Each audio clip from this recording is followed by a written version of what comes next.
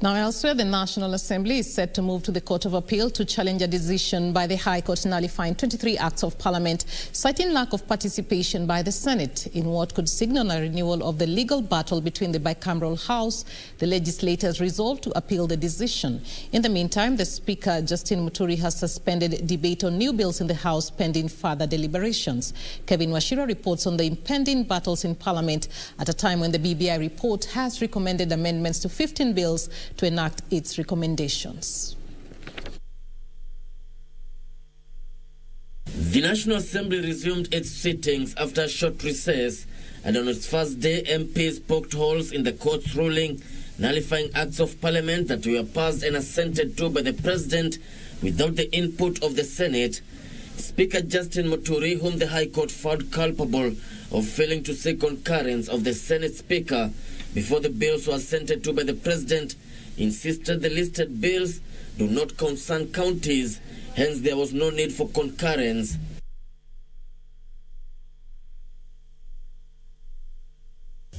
And Article 109, Clause 3 is very clear. Bills which do not concern counties are to be passed only in the National Assembly, after which they are sent for assent. I mean,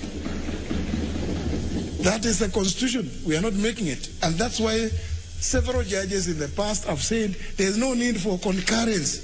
At the same time, the National Assembly House Business Committee resolved to challenge the decision by the High Court at the Court of Appeal and suspended further listing of bills for debate in the House.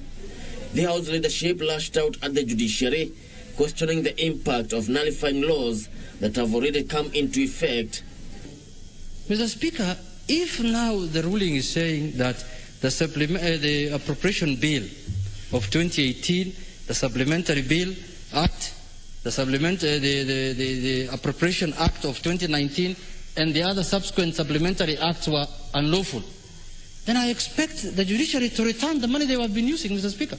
They were using illegal money. They themselves, they have declared those acts are illegal. So that means they should refund the exchequer the money that they have been using, Mr. Speaker. It's not just the 23. Even between 2019, and last week, all laws were passed, followed the same process. So they must be wrong.